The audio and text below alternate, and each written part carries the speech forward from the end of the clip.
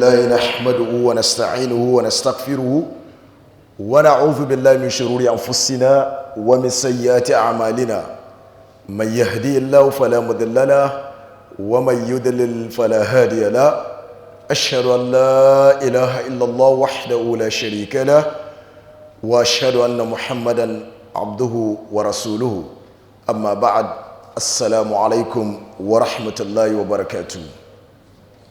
All praise belongs to Allah subhanahu wa ta'ala, who has repeatedly given us the opportunity to remind myself first and the general Muslims regarding the words of Allah subhanahu wa ta'ala. May Allah accept it from us.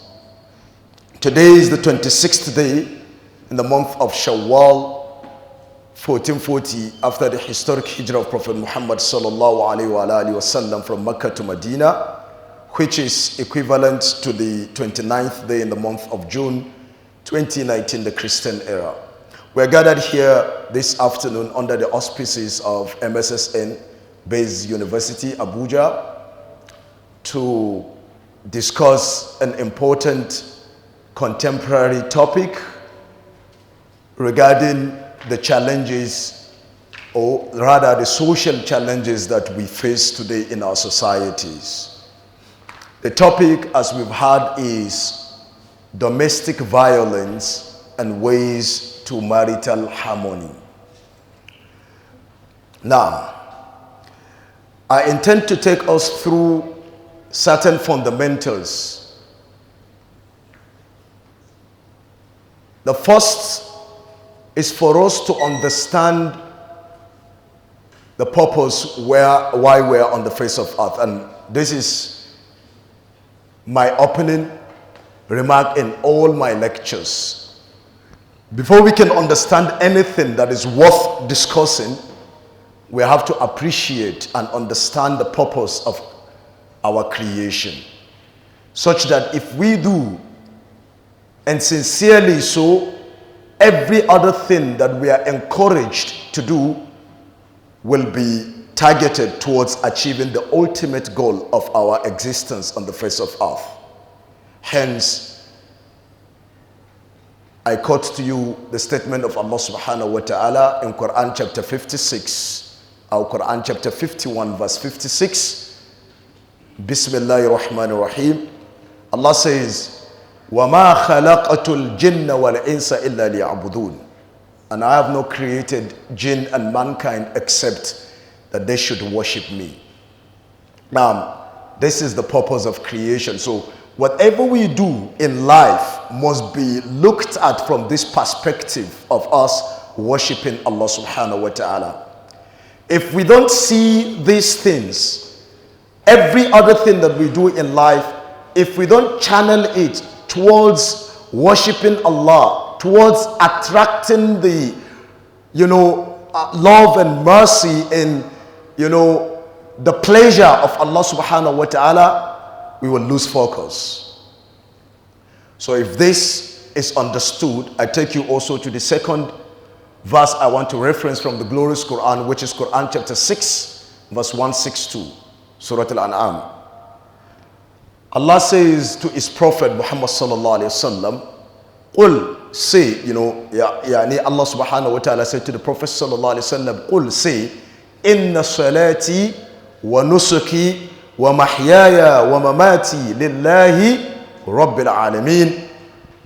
Say, my prayers, my sacrifice, my life and my death, lillahi rabbil alameen. They are all for Allah subhanahu wa ta'ala, the Lord of mankind. So everything that we do, our life, whatever we do in this world, you're sitting in this gathering, should be for the sake of Allah subhanahu wa ta'ala. Now, if this is understood, then now it is also and equally important for us to understand the institution of marriage. What is marriage in Islam? It's a sacred institution. Is one of the strongest covenants that man has with his Lord, Allah subhanahu wa ta'ala. In fact, Allah out of his mercy, Allah out of his compassion towards us, He has made marriage as an institution for us to reprocreate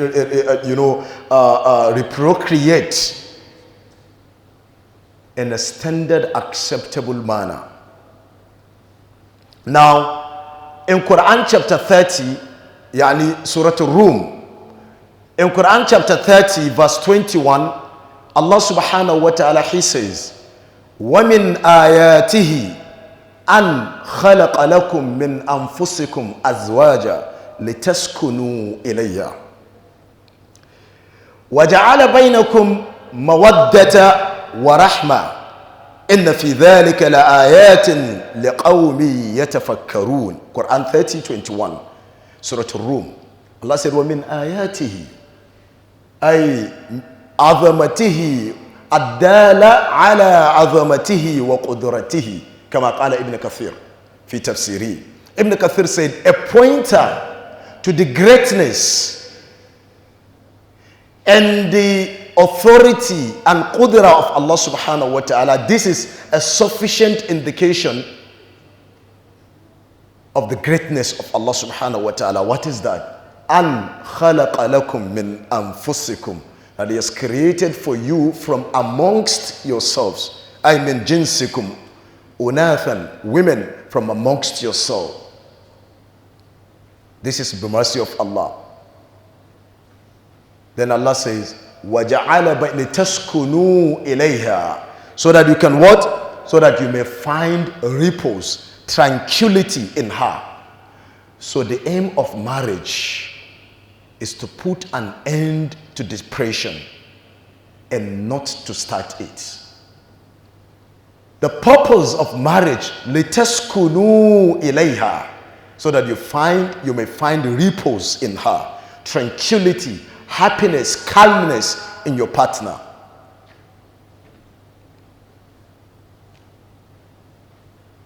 وَالَّذِي جَعَلَ لَكُم مِّن نَفْسٍ خَلَقَكُم مِّن نَفْسٍ وَاحِدَةٍ وَجَعَلَ مِنْهَا زَوْجَهَا لِتَسْكُنَ إِلَيْهَا. So this is the purpose. Then Allah created Eve, Hawa, from Adam alayhi salam. لِتَسْكُنُوا إِلَيْهَا. Allah has created women as Allah created Hawa from the ribs of Adam alayhi salam. Partners, mawaddatan, so that there will be love, mahabba, love, wa rahma, ar-ra'fa, rahma, kindness, gentility, compassion between spouses. The absence of love, the absence of compassion, the absence of mercy amongst couples is a breeding ground for marital conflicts. Now, do I need this?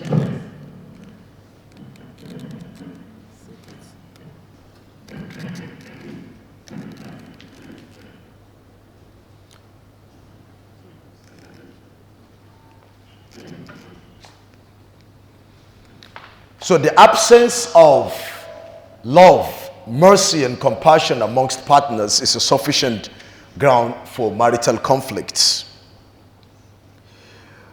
Imam al-Baghawi, he says, جَعَلَ بَيْنَ الزَّوْجَيْنِ الْمَوَدَّةَ وَرَحْمَةَ فَهُمَا يَتَوَادَّانِ وَيَتَرَاحَمَانِ. They love each other. They have mercy towards one another. Whatever is between partners must be built upon this. Now, if we understand the sacred nature of the institution of marriage and how we're supposed to look at it from ibadah point of view, that it has been legislated by Allah subhanahu wa ta'ala, and whatever has been legislated by Allah subhanahu wa ta'ala, doing it attracts what? Reward from Allah subhanahu wa ta'ala. It becomes ibadah. Alaysa kadhalik. So if you condition your mind that it is just beyond the flamboyant outlook of marriage, or the wedding ceremony, but it is much more than that. It entails worshiping Allah subhanahu wa ta'ala. It is sufficient to earn you Jannah if you do it well. Because whatever Allah commands, if you do it well, it can lead you to Jannah. Allah has commanded marriage. Alaysa kadhalik. And the Prophet sallallahu alaihi wasallam, he told us, and look at the beauty of Islam.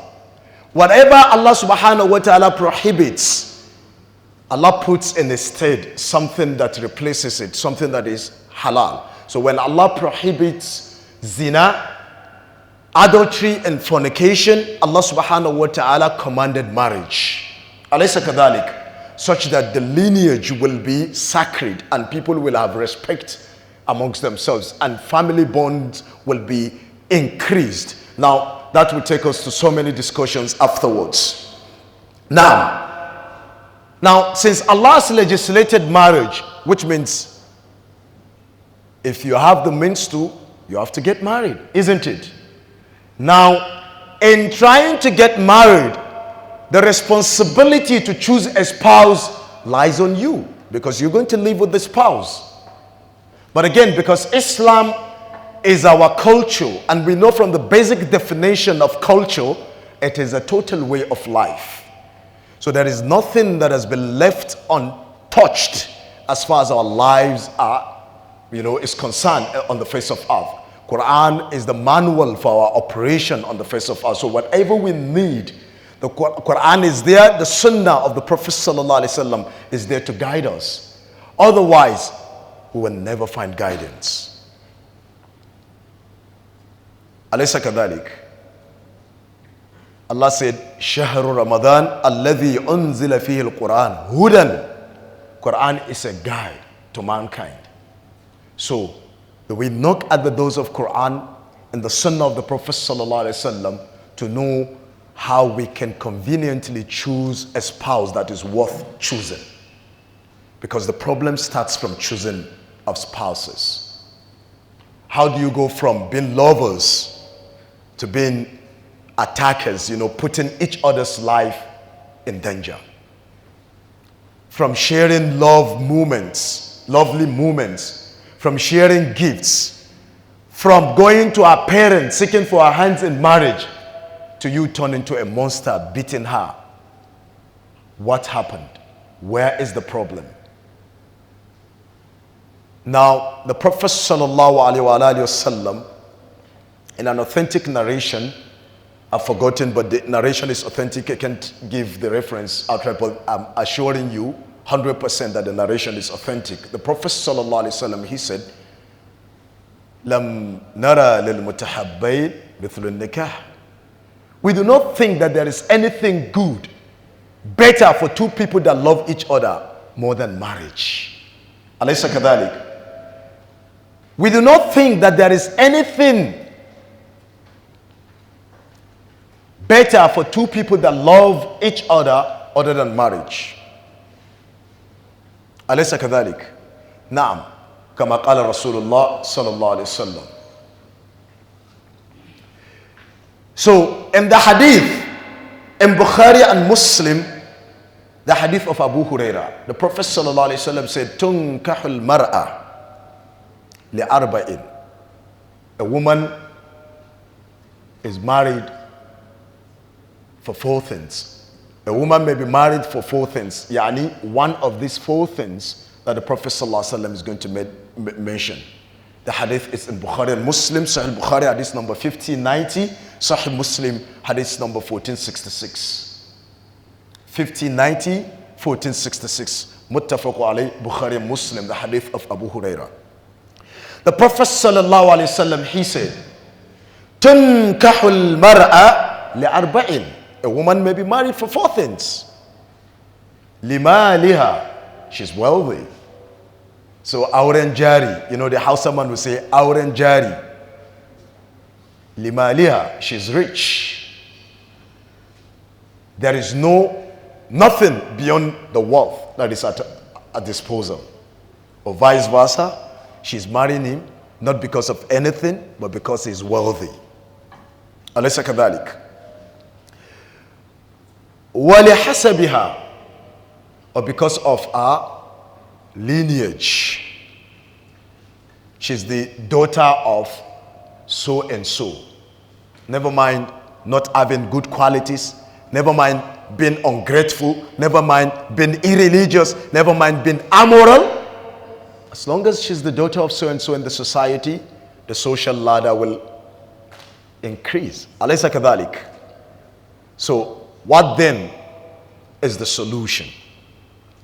Now, the same thing. Wow, the son of the governor, the son of the senator, the son of member, House of Reps, the son of minister, the son of so and so. Nothing beyond this prefix. Nothing beyond the son of so and so. There is no any religious quality. There is no anything, no good character. But we want our marriage to be celebrated on Instagram. And the only way we can do that is when we are married into rich family. So I wrote last week, when marriages are for Instagram likes and comments, they suffer setbacks and they attract negative comments and dislikes. Then the Prophet sallallahu alaihi wasallam, he said, وَجَمَالِهَا, because of her beauty. Wow.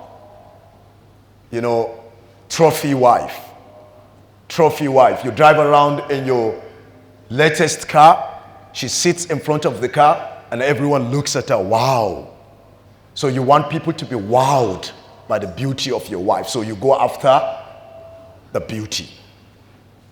Prince Charming, nothing beyond that. Alaysa kadhalik. She wants to marry him because he's so handsome that people actually get married thinking of how beautiful they want their children to look like. That's how sick we've become. Wallahi, that's how sick we've become. People actually get married already thinking, imagining how their children are going to look like if I marry her. Wow, my kids are going to be wow. Well, let's understanding that your child can resemble your grandfather. Then you marry a light-skinned woman. You can't explain why your son is so dark that you don't even want to look at him. Because the choice is not yours. It's in the hands of Allah subhanahu wa ta'ala. Allah is the creator. So we have reduced the concept of marriage to triviality, such that people choose spouses imagining what their children are going to look like, not the quality of the wife. So you are forcing women to go and bleach. Alaysa kadhalik. Last week in one of the daras with my sheikh, he said we were talking about, we were doing a chapter on whether you are allowed to pray in your sujood more than the prayers that appear in Quran, like Rabbana atina fid dunya. Like the Hanafi school of thought said you only restrict yourself to the verses of the Quran that are come in dua form. Then the Malikis and the Shafi, you can pray to Allah subhanahu wa ta'ala asking for other things. Then he gave us an example and he said, it's like, for example, it is allowed for you to ask Allah to give you a wife Sauda, a black beauty. Alaysa kadhalik, a black beauty. And one of the imams that is a student there was laughing and said, a light-skinned woman. And he was surprised that, people can actually raise up their hands and say, may Allah give them black beauties? We said, yeah. Alaysa kadhalik. So Allah has created people in different shades. لِتَعَارَفُوا. It's not for you to become racist. It's not for you to look down upon other people. لِتَعَارَفُوا. إِنَّ أَكْرَمَكُمْ إِنَّ اللَّهِ أَتْقَاكُمْ. The best, the most honorable of you in the sight of Allah subhanahu wa ta'ala is the one that fears Allah the most. Hence, that takes us to the last quality that people look into when they get married. The Prophet sallallahu alaihi wasallam now said, "Walidiniha," for our religion, for our religious commitment, for our religious commitment. A woman of religious commitment, a man of religious commitment. Now the Prophet sallallahu alaihi wasallam saved the best for the last. Alaysa kadhalik. Isn't it what you said? He saved the best for the last. Well, it's not haram because you marry a woman because she comes from so family. It's not haram because you marry a woman because she is rich. It's not haram because you marry a woman because she is beautiful. But the Prophet ﷺ said, a woman may also be married because of a religious commitment. Hence, the Prophet ﷺ said, فَاظْفَرْ بِذَاتِ الدِّينِ فَاظْفَرْ بِذَاتِ الدِّينِ تَرِبَتْ يَدَاكَ. The Prophet ﷺ now said, encouraged us. Marry the one that is of religious commitment. تَرِبَتْ يَدَاكَ. Your hands be sold. What is that? Al-hathu ala-jad wa tashmir fi talab al-ma'mur bihi. This is the Prophet ﷺ urging us to strive hard and to roll up our sleeves and seek that which is enjoined. What is enjoined here? That deen. A woman of religious commitment. Likewise, a man of religious commitment. Why? إن المسلمين والمسلمات والمؤمنين والمؤمنات والقانتين والقانتات, to the end of it. So Islam is not gender biased. Islam is not gender biased. When Allah speaks about the believing men, Allah speaks about the believing women. كل المؤمنين يغضوا من أبصارهم وللمؤمنات أيضا. So Islam is not gender biased. Islam is a balanced religion. وَتَمَّتْ كَلِمَةُ رَبِّكَ صِدْقًا وَعَدْلًا. You find that there is justice, there is balance, there is truth in the statements and the words of Allah subhanahu wa ta'ala. Hence the Prophet ﷺ encouraged. Now this is where the problem begins, and this is where the solution begins. It could be problematic, it could be solution. From the time you choose who you want to marry, you are already going into a problematic situation, or you're already solving a problem. It depends on what our motivations are. What is motivating you to be with so and so? Many people have gotten married, they've celebrated their marriages. You've seen that in magazines, it trends, but what is left of the marriage other than sadness, other than violence, other than psychological torture? What is left of such marriages? I'm not saying that all marriages end like that, but I'm just saying that what we see of majority cases always have these traits. And that is why the Prophet ﷺ encouraged us to get married in a simple fashion. In a simple fashion. Isn't it? May Allah guide us. Let us look at the institution of marriage. The institution of marriage is made up of primarily it is made up of the husband, the wife, and the children. Primarily. Then when we look at it from secondary perspective, then it includes the in-laws. Her side of the family, his side of the family. They're part of your marital life, if you don't know. Then if we look at it and extend it to a tertiary outlook, then you are friends. Because when you look at all these people that I've made mention of, your wife, the husband, the kids, that influence the stability of the marriage, isn't it? If the husband is good, the marriage will be stable. If the wife is good, the marriage will be stable. If the kids are obedient, the marriage will be stable. In-laws, secondary. If there is a cordial and mutual respect for both in-laws, the wife respects the husband's parents, the husband respects the wife's parents, this also improves the quality of the marriage. If there is no respect, then the marriage suffers. Then thirdly, friends. Who do you allow into your marital home? The women. The husband has the right to stop certain people from coming to his house, even if they are your friends, if he sees something that he dislikes in them. And the wife also has the right to advise her husband on whom he hangs out with. Because the Prophet ﷺ said what? A man is upon the religion. Whatever his friend chooses, that is what you're upon. So many people have become pious because they had companionship with pious people. And many people have become evil because of their evil companions. Alaysa kadhalik. Now, so let us, then when we now globalize it, are you following? We said primarily the husband, the wife, and the children. The secondary outlook to it, we said the in-laws now included. Then the tertiary, we're talking about friends. His friends, her friends. Then globally, the social media. And that is the most influential one now, the social media.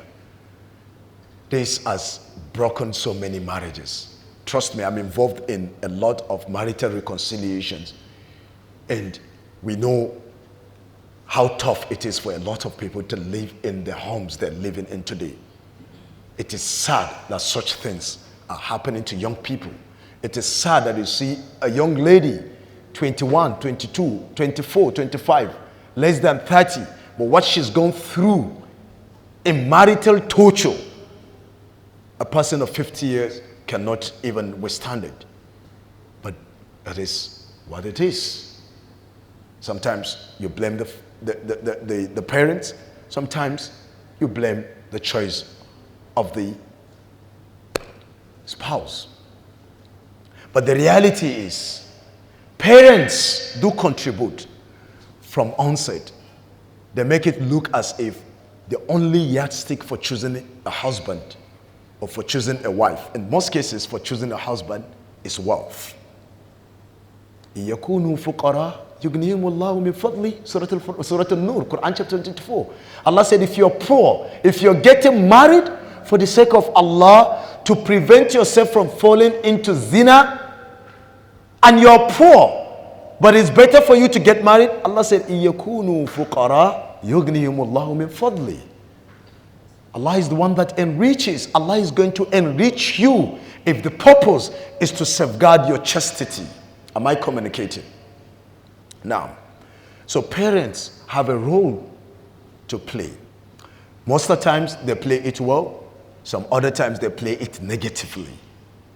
You see a lady crying, I don't want to marry this person. But the parents are already looking at the bigger picture. Maybe we don't have anyone in Abuja. We just hear people saying they are in Abuja, and we want to have the feel of the atmosphere of Abuja. And my daughter is bringing someone that lives in Abuja and is promising her a house in Abuja, such that if it is holidays, we can come to Abuja too and put on our status. And now you are asking us not to allow her to marry him because he's a drunkard, because he's a womanizer, because he doesn't pray. Allah zai gyara shi. Yeah, they see the red flags, but materialism covers the face. Alaysa kadhalik. Most at times they see the red flags, but materialism covers the face. And what is the end of materialism? Destruction. Destruction. So how do you sleep? This is to the parents. How do you sleep comfortably, knowing fully well that you've married your daughter off to a drunkard? You've married your daughter off to someone that is irreligious. You've married your daughter off to someone that has no good character, but because he's rich. How do you feel? Do you deliberately condemn your innocent daughter to a life of torture so that you can enjoy your life? Or do you think of the bigger picture? I'm asking this question for our parents. So, the husband and the wife, the process of choosing, the Prophet ﷺ said, choose fi ma'na al-kalam, choose a good mother for your children, isn't it? They have a right over you. Your unborn kids have a right over you. Let it not be that your child grows up and looks at his mother. Because of our evil character, he regrets why his father married his mother. Let it not be that when the child grows up, it looks at his father because of his evil character. Then he asks, some kids have actually asked their parents, how did you end up marrying this person? Subhanallah. It's upon us to choose good mothers, good fathers for our kids. It is upon us. This is a responsibility shouldered upon us. And Allah subhanahu wa ta'ala is going to ask us. Let us not allow materialism to be the yardstick for choosing a life partner. Read the words, a life partner. The wealth can come and go. How many people were rich before and now they are poor? A life partner. So if you are married to that person, it means you're going to live in that poverty that has stricken him now. You were going to Dubai before, you were going to London for holidays, you're traveling first class. Now you can barely even travel by train. وَتِلْكَ الْأَيَّامِ نُدَاوِلُهَا بَيْنَ النَّاسِ. These are days that Allah changed between people. Today you are rich, tomorrow the wealth goes to another person. So even when someone is rejected because they think is poor, is not rich, and there is no any future with him, who knows the future? Many people were looked down upon. Today, they are one of the richest. And they will never forget those that look down upon them, deny them marriage because they think, who is he? Motocin Sanawa. You know, marriages were not contracted because of argument over housemates. No, I'm going to have 2 housemates. No, I can't pay for 2 housemates. Then the end of the marriage. They are at the end of the process of getting married. They have not yet gotten married. Oh, I'm going to rent a house in so area. No, I can't live in that area. You have to rent a house for me in Maitama or in Aso Drive. Well, I don't have that money. Well, I can't live in your area. And that's the end of it. Trivial things. Many people have houses in Maitama years back. Now they've sold the houses because they don't have money again. Then the poor man of yesterday has money today. Now he's buying the houses in Maitama. So what are we thinking? This has led to marital, I'm trying to make us understand how all these things culminate into domestic violence. Don't think we are not. I'm trying to make us understand that we should trace our path to see if we are responsible for putting ourselves in such situations. You need to understand who you are marrying. So the husband and the wife, after the marriage, the husband has a duty, responsibility. The wife has a duty, responsibilities. Of explaining that further, in Surah Yusuf, Allah subhanahu wa ta'ala said regarding Prophet Yusuf alayhi salam. What did Prophet Yusuf say in the 4th verse of Surah Yusuf? He said,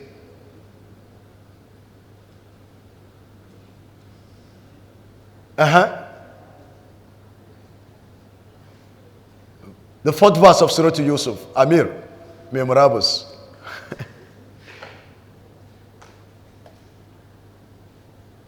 إذ قال يوسف لأبيه يا أبتي إني رأيت 11 كوكبا والشمس والقمر رأيتهم لي ساجدين. He said to his father, I saw in my dream 11 stars, the sun and the moon prostrating for me. Now, Abu Ja'far Ibn Jarir al-Tabari, the father of the scholars of tafsir, isn't it? The first book on tafsir, the tafsir of Abu Ja'far Ibn Jarir al-Tabari. Under this verse it said, وَقَدْ قِيلْ أَنَّ الْكَوَاكِبْ الْأَحْدَ كانت إخوته والشمس والقمر أبويه. He said in one of the narrations that the 11 stars represent the 11 brothers of Yusuf alayhi salam. The sun and the moon represents his parents. The sun representing his father, the moon representing the mother. Now, if we look at this, like I said, Quran is full of miracles. There is no single alphabet, not word, alphabet that you see in Quran, but it has been systematically placed therein. There is a reason why it has been placed there. Now, when the father has been likened to the star, the sun, the mother has been likened to the moon, and the brothers, the children have been likened to the star. What do we understand of this, tashbih? Now, the simple thing is that now the sun is out. إِذَا طَلَعَتْ الشَّمْسُ. When the sun comes out, what happens? You see people dressing up. You see people engaging in activities. People looking for money to and fro. You can't even look at the sun directly. Can you? You have to get a sunshade. Because of the shiddah, the severity of the sun. The sun is assertive in nature. You can't joke with the sun. It is very assertive. The sun dictates. Alaysa kadhalik. That is the father at home. The father gains control over his family. He's responsible for his flock. كلكم راع وكلكم مسؤول عن رعيته. The hadith of Ibn Umar. Alaysa kadhalik. The father is responsible for the smooth running of the household. Then what happens if the father becomes violent? What happens? The father is responsible for providing for the family. الرجال قوامون على النساء. The father is responsible for that.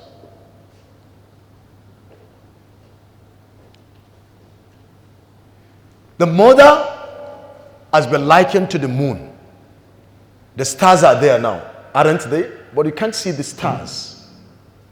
You can't see the stars because of the nature of the sun. I hope I'm communicating. The mother has been likened to the moon. What happens when it is Laylatul Badr, 15th, 14th, 13th of the lunar month? You see the moon coming out. And it is usually accompanied with what? Cold breeze. So the night is always cold when it is full moon. Alaysa kadhalik. So you sit down, you look up at the sky, you see the moon, you wish you could spend the whole night looking at the moon, isn't it? So good couples, maybe they have garden in their house. I used to tell my students, landscape design, I said when you have gardens in your house, it provides an atmosphere for you and your wife to rebond every now and then, isn't it? You renew your love. You look at the stars. You look at the moon. Because it's cold. Can you sit at the sun now? You can't sit under the sun. Can you sit under the sun? You cannot be able to sit under the sun. But when it is moon, full moon, you sit down and you can look where there is good relationship between husband and wife. You look at these guys are waiting for me to give them lyrics. Isn't it? You look up the sky and what do you see? You tell your wife, can you count the number of stars above? She said, who can be able to count the number of stars? You say, yeah, but that is the reality. Nobody can be able to quantify the amount of love I have for you. Isn't it? Now, because the moon is so calm, you are able to do all these things. Now, under the sun, if someone is talking love, and that is the reality.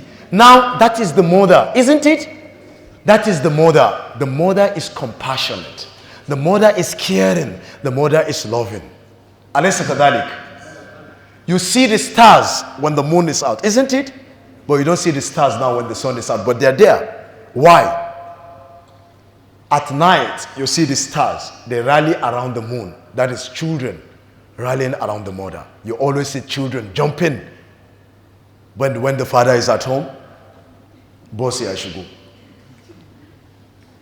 Now, the children always find more comfort around the mother. Now, quickly, if the sun travels the path of the moon, what happens? Eclipse.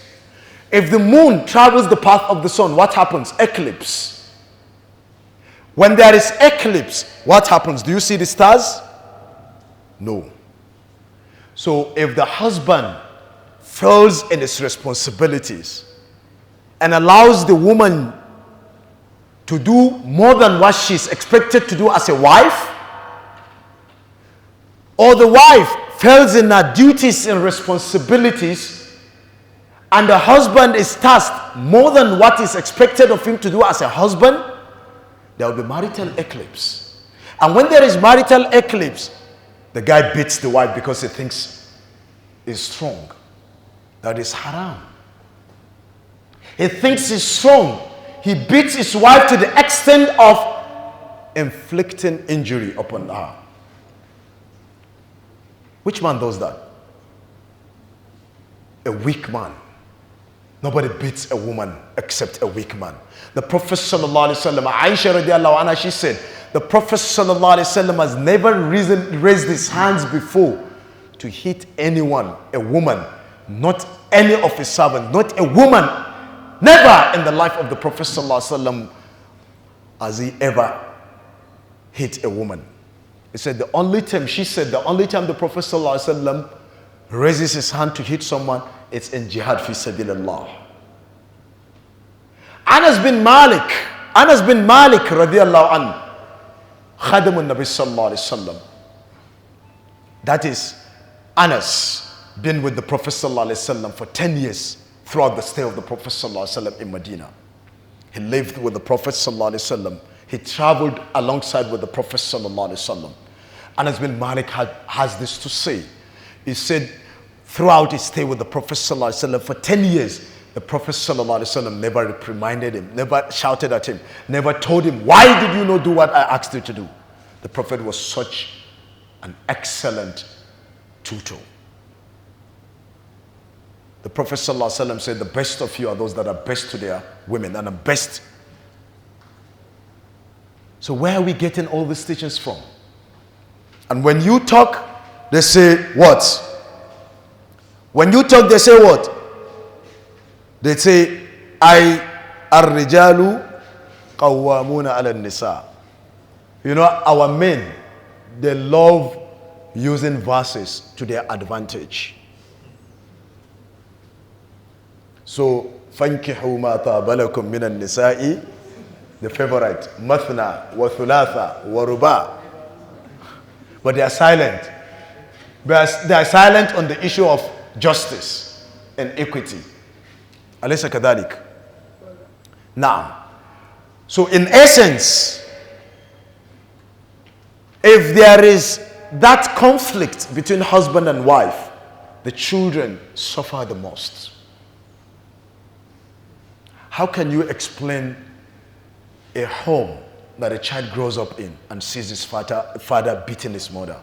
How can you explain the psychological makeup? How the husband must have successfully tempered with the psychology and the natural disposition of this innocent child that looks at him shouting at his mother, that looks at him beating his mother, that looks at him throwing things at his mother. Yes, someone reminded me before this lecture, he said, sometimes men are at the receiving end. Some men from office, they dread going back home. They dread going back home. You know, a joke. Someone went back home as early as 10 a.m. in the morning after going out for work. And the wife was, why are you back so early? This is 10 a.m. He said, yeah, I had altercation with my boss, and he said, you can go to hell. And I headed back home.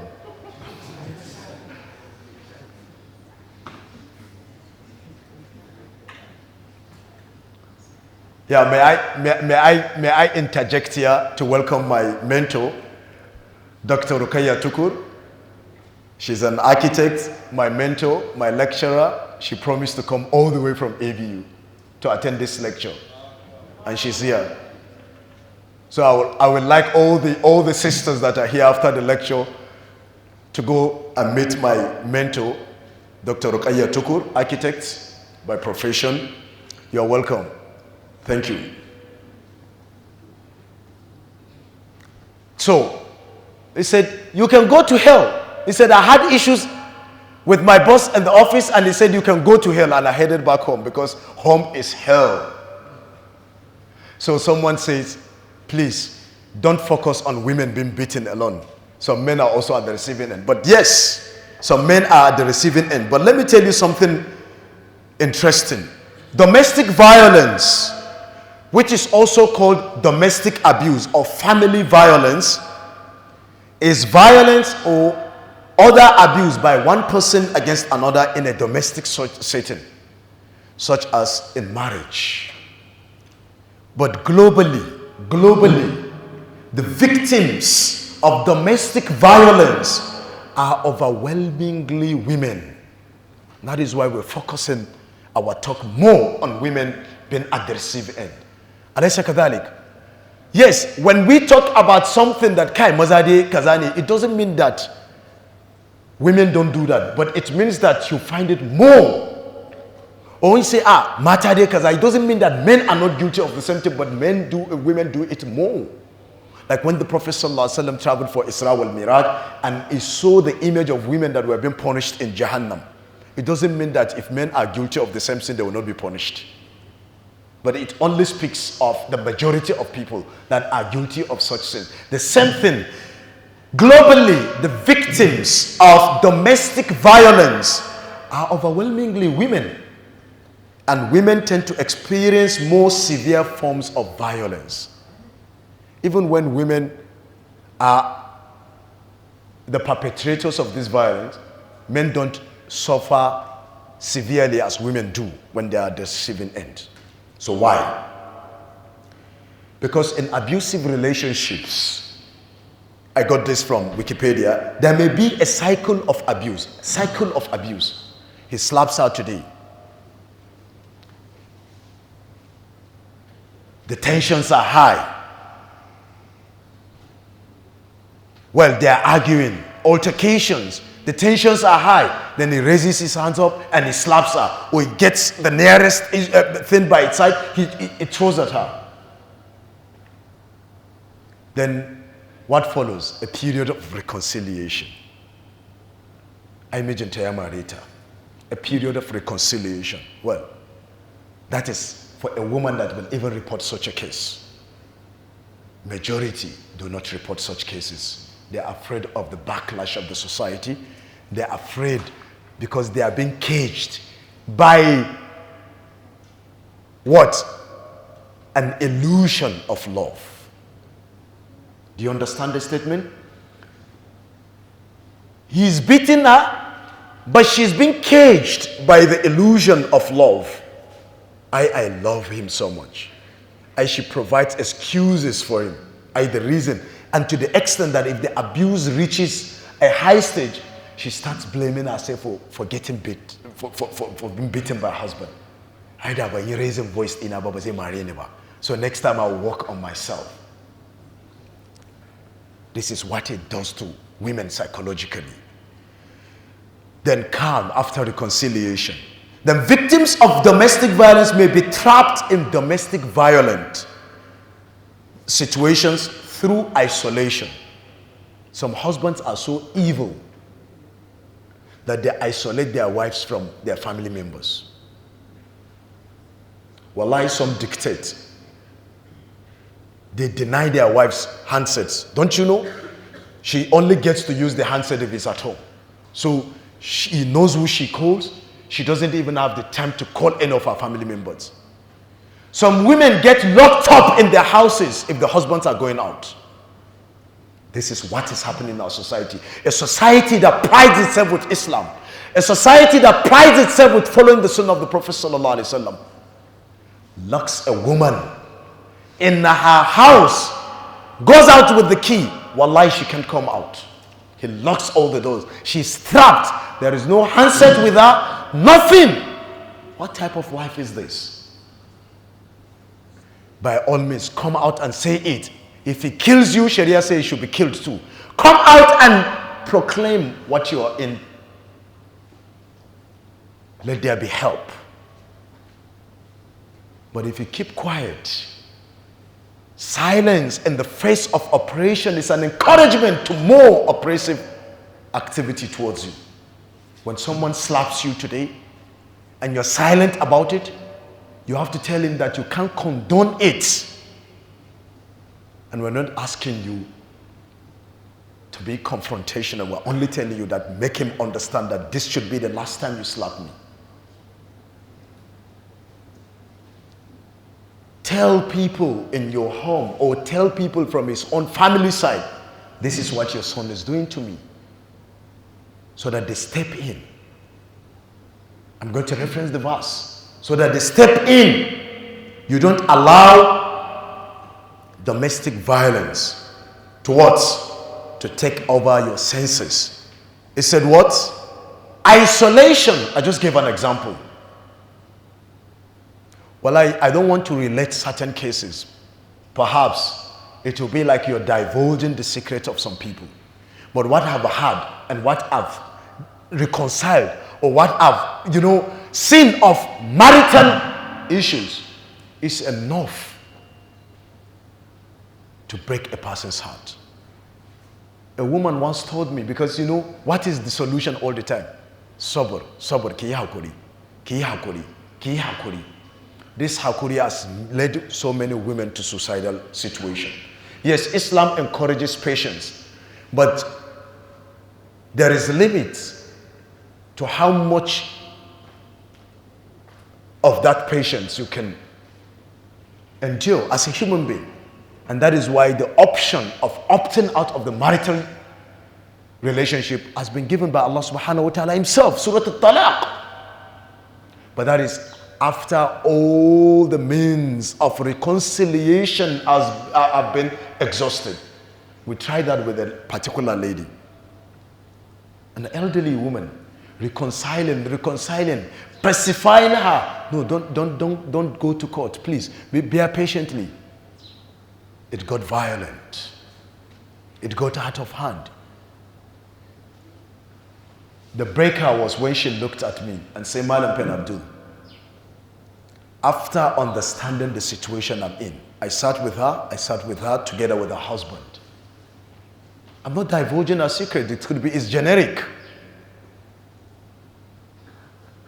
But even if she listens to this, I'm just relating that this is what is happening. And she said, after understanding all these things, and you know the reality of the torture I'm in, and you know that I'm the one at the receiving end, you sat with me and my husband, two of us were seated, the third person was me. She now said, if it was your sister, will you keep encouraging her to be in this relationship? Wallahi, that was what she told me. If this was your sister, would you ask her to continue being in this relationship? For almost a month, I stopped her from taking the action she wanted to take. And at that point I said, by all means, go to Sharia court. By all means, go to Sharia court. Let there be solution. And at the end of the day, the marriage was dissolved. But that is better for her. Now, isolation. So look, check out your sisters. Ask them. Some might be afraid to tell you, but ask them what they're going through. Some will never tell you, but they're going through hell. You are living happily with your wife. Your sister is living in a nightmare environment.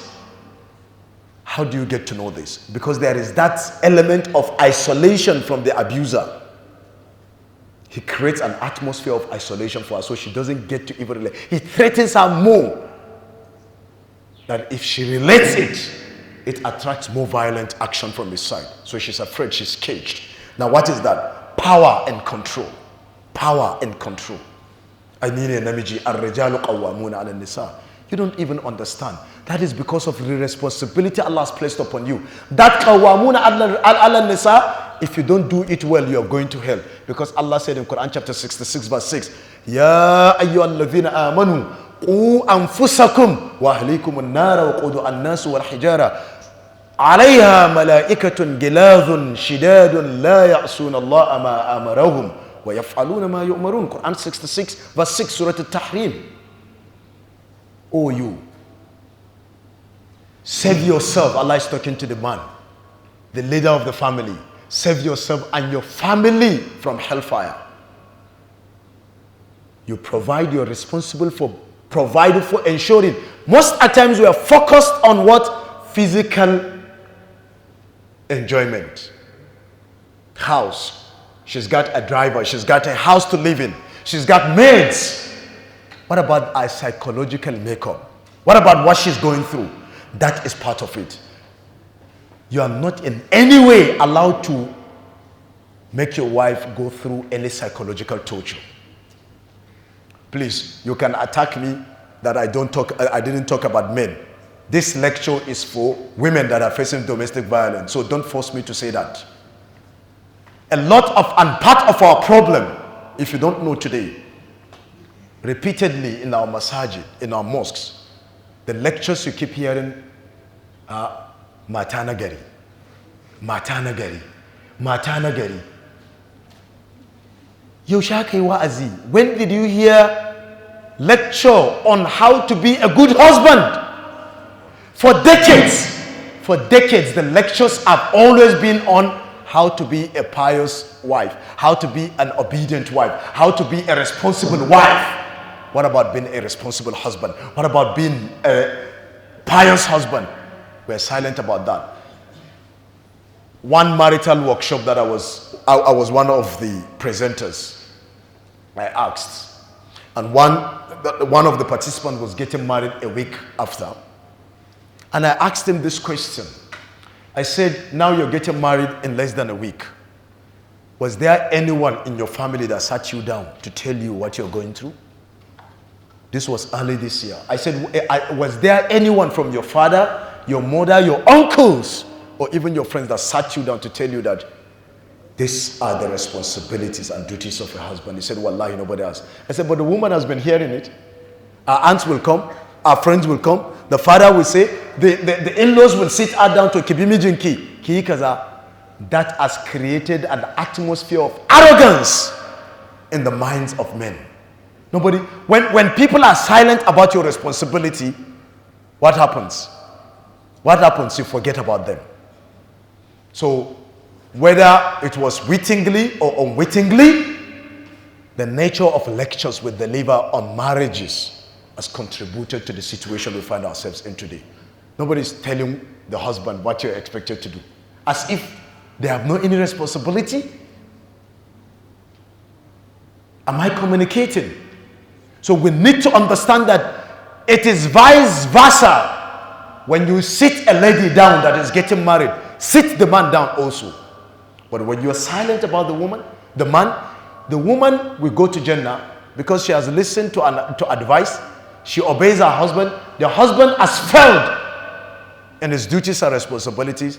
Allah will punish him for that. That is it. If you continue on that path, well, it's going to be a win-win situation for the women on Yawm al-Qiyamah. That is it. If you focus on telling them this is how to be a good wife, but nobody is telling the husband this is how to be a good husband, well, the joke is on the husbands. The joke is on them. So we have that. Traumatic bonding to the abuser. Now, cultural acceptance. That is what we suffer from in Arewa. Cultural acceptance of domestic violence. Nobody is frowning because a man slaps his wife. In Kano, someone has ever said, "Koi da kijaka koi." Wallahi al-azim, ka da kijaka. But this is cultural acceptance. Ka da kijaka. Beat the donkey. A woman, a wife, a mother. Why? Why? Cultural acceptance.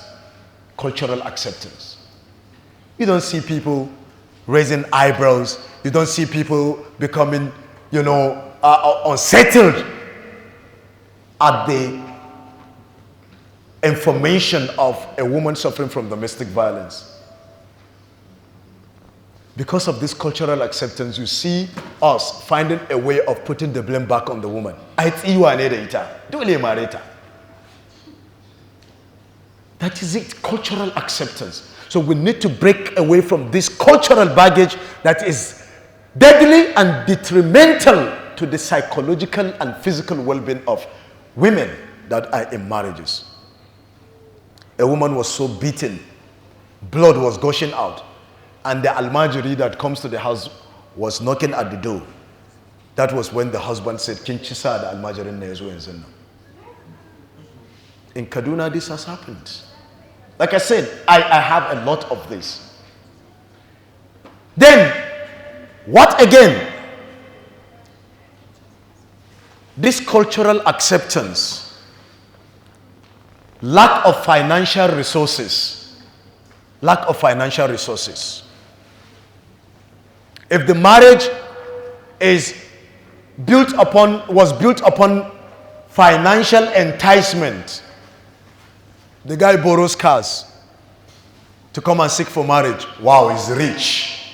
Then the reality, the honeymoon period ends after maybe 6 months, 1 year. Then you are faced with the reality of the character of the person you're living with. Now, because of poverty,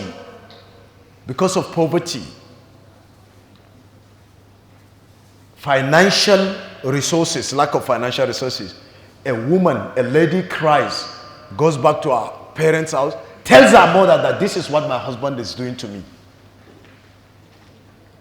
But because he's rich, he buys her cars, he does this and that, the mother tells the daughter, ki hakuri, ki je ki zauna. Ai gashi nan ba ya saya miki gida ba, ba ya kaza ba. Now, the fear of if she opts out of the marital relationship, she's going to lose the house, she's going to lose the car, she's going to lose traveling to Dubai, she's going to lose buying expensive lace and using Gucci bags and all these things that they flaunt on Instagram and Snapchat. We're not going to have this again. Come on, Asiri Muzeitun.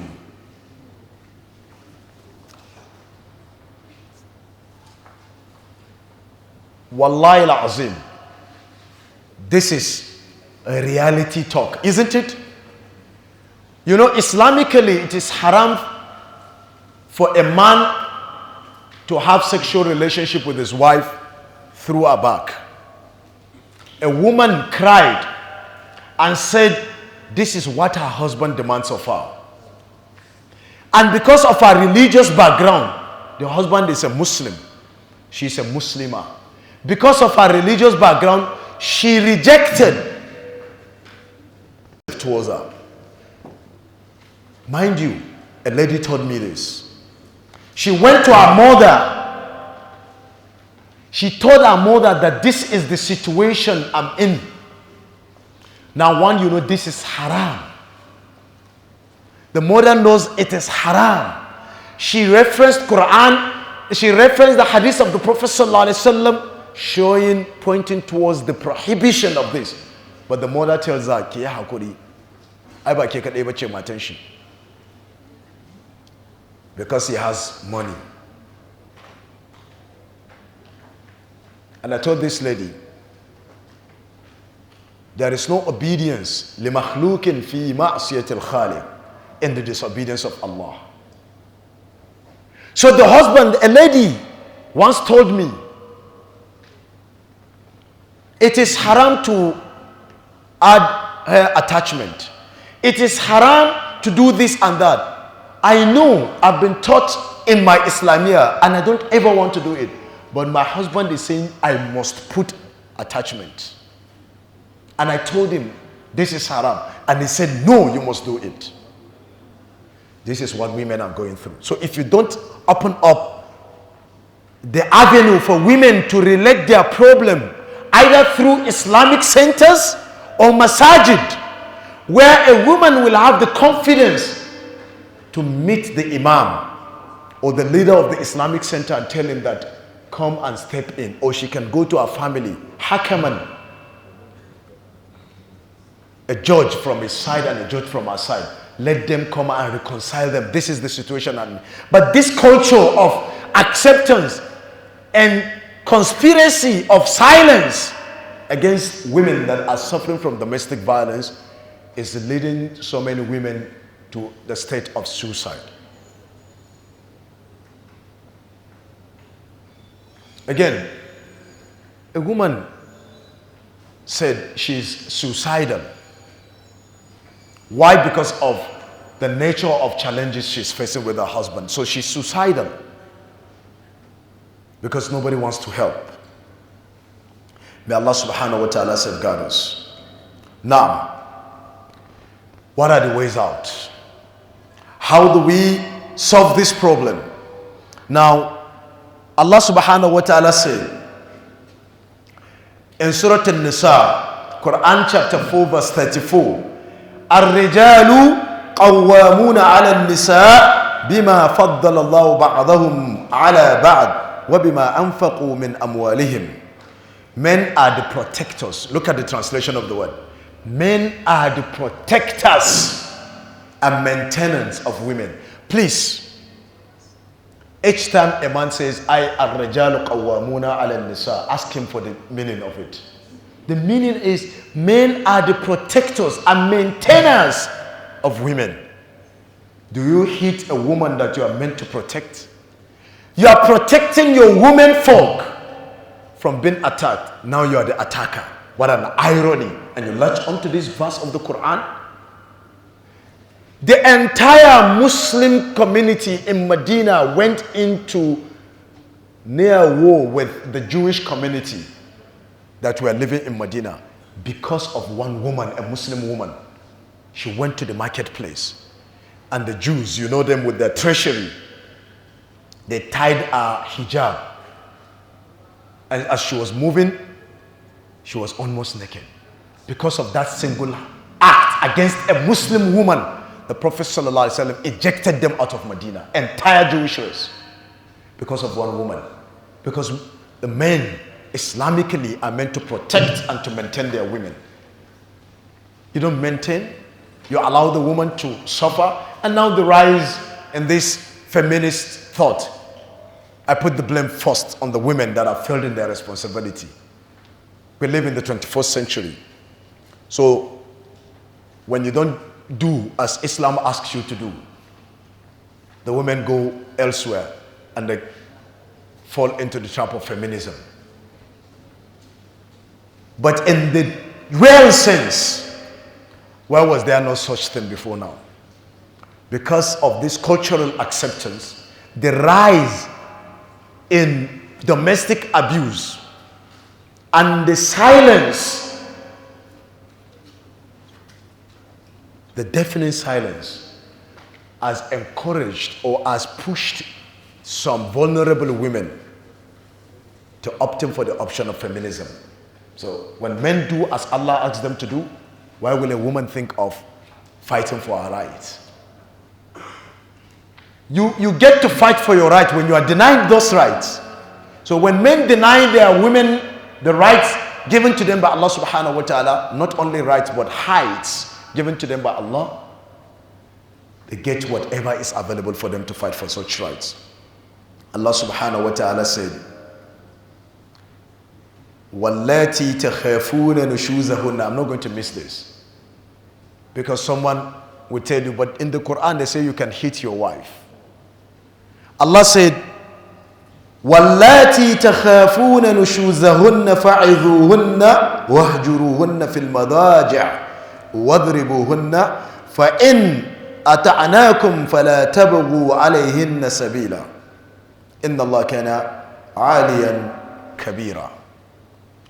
Allah said, in the same verse, Allah says, as to those women on whose part you see ill conduct, admonish them first. Marital reconciliation, admonish them. Your wife has done something wrong. Allah said the first thing is to admonish her. Oh, my beautiful darling, oh, my angel, or whatever.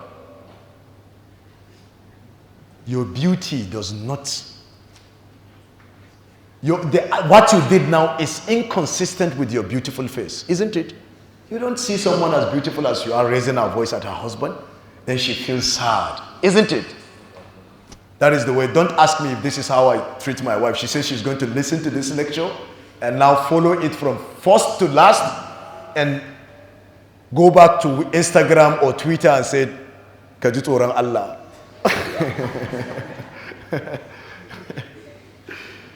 There isn't such thing as a perfect husband, isn't it? No such thing as a perfect wife. But there is a perfect home. I identify your weakness. She identifies his weakness. Said, okay, let us be together on the basis of our understanding of each other's weaknesses.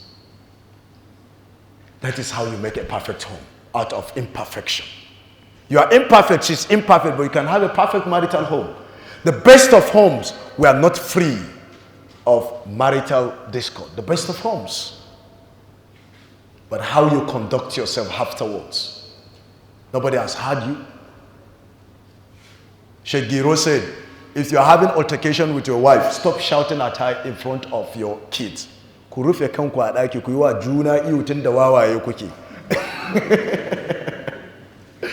But not in front of the kids. Why? Because it affects the side.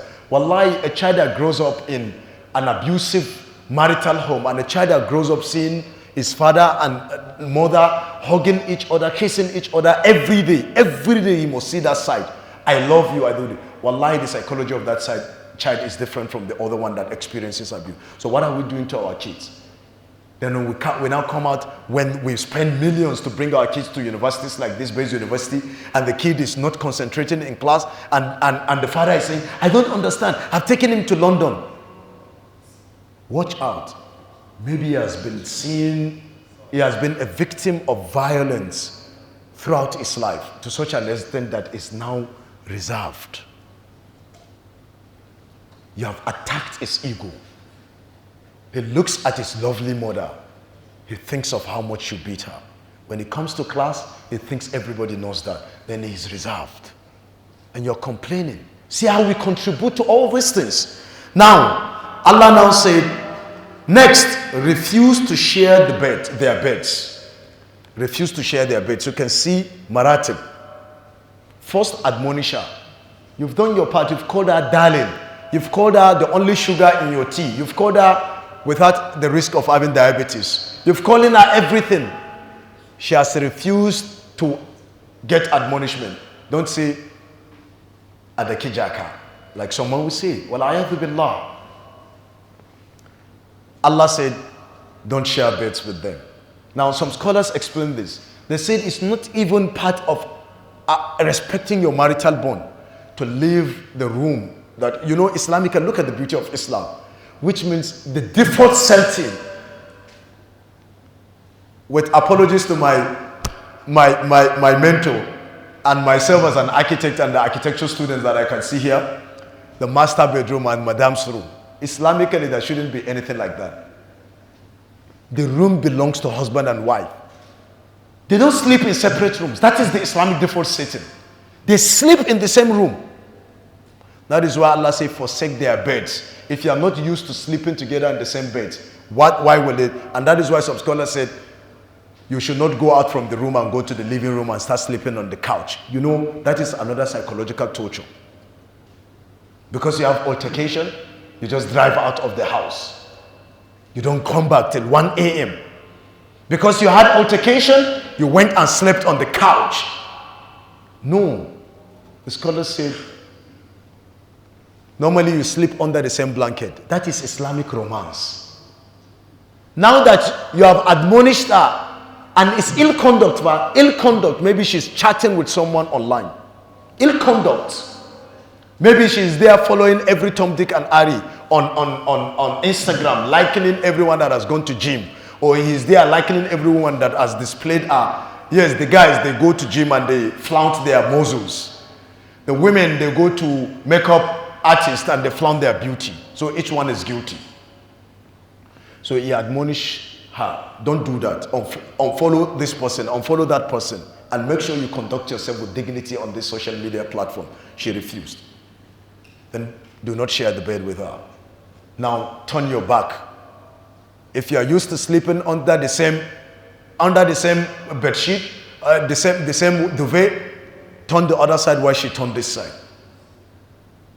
A good, obedient wife will say, Haba darling, I'm sorry. Instagram ya ce kaza kaza din shi, ni dai ban koya muku zagi ba.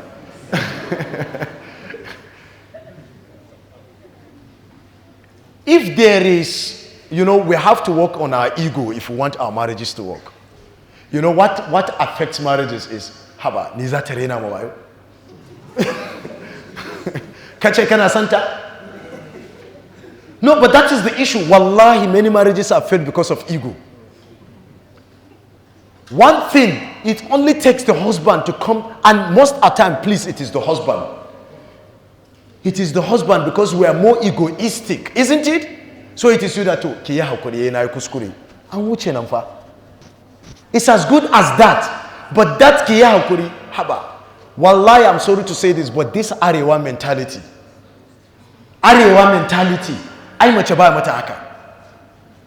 When someone looks at you, you are telling your wife you want to invest in a certain business or you want to buy a car and say, kai wawa ne. Ai mace ba ga mata kawai ta gan kai kawai. To look into the life of the Prophet sallallahu alaihi wasallam, how perfect a husband he was. When Aisha radiallahu anha was asked, what was the activity of the Prophet sallallahu alaihi wasallam at home? She said, household chores. The Prophet will help them in whatever they do inside the house. I'm not flaunting myself. Wallahi, I help my wife in the kitchen. We have a housemaid. But I take it upon myself to sweep, to mop, to cut whatever is there to cut. Just to see myself following the Prophet sallallahu alaihi wasallam. I remember my in-law came to my house, my brother-in-law, and they were coming back with my wife in the evening, and they just saw me. I've already swept the living room. Mind you, we have a housemaid.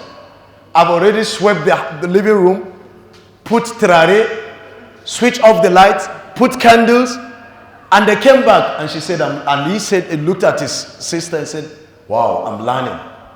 Not because of anything, but that is what the Prophet, who are we not to do that? Who are we not to do that? Has that reduced anything from my being Penabdul? It has not taken anything away from me, isn't it? It has not taken anything. If it did not take anything away from the Prophet ﷺ, it will not take anything away from you. But most of our men, you laugh with all women in the office, your secretary, until your jaws are out of your mouth.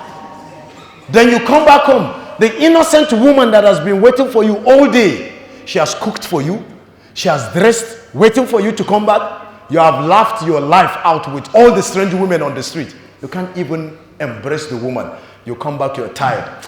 Allah, why can't look at you so yeah, and after ni kudi. Wallahi al-azim. Wallahi, it's not funny. Imagine yourself being in that situation. Imagine how you feel, your husband, you are waiting for him. Imagine you. Wallahi, I feel like crying. Because you can't just imagine how women live their lives. And the guys go away with it. The husbands get away with it. Why? Because of conspiracy of silence. And that is why when Emir Sanusi is talking about all these things, institutionalize some of these things. Let men be punished for all these things. Kasan and Nigeria na tsoron jikin shi. Wallahi, that is when they will stop doing most of these things. Let there be the punishment that is ascribed to them. Why will you beat a woman? Am I communicating? Please, our time is almost up. The battery is okay. They can hear me. I have an amplified voice. So Allah subhanahu wa ta'ala said, then and last, beat them. Muqaddar mahdhuf, shay mahdhuf. There is something that has been negated, that has been erased there.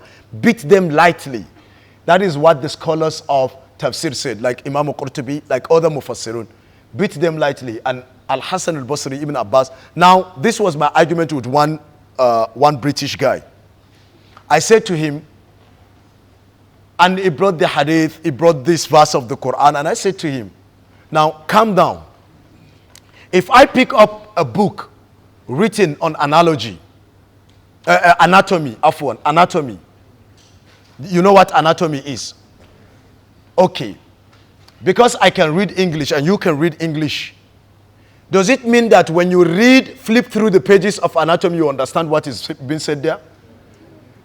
Does reading a book written in English language on surgery makes you a surgeon? What makes you a surgeon? You need someone to interpret it for you.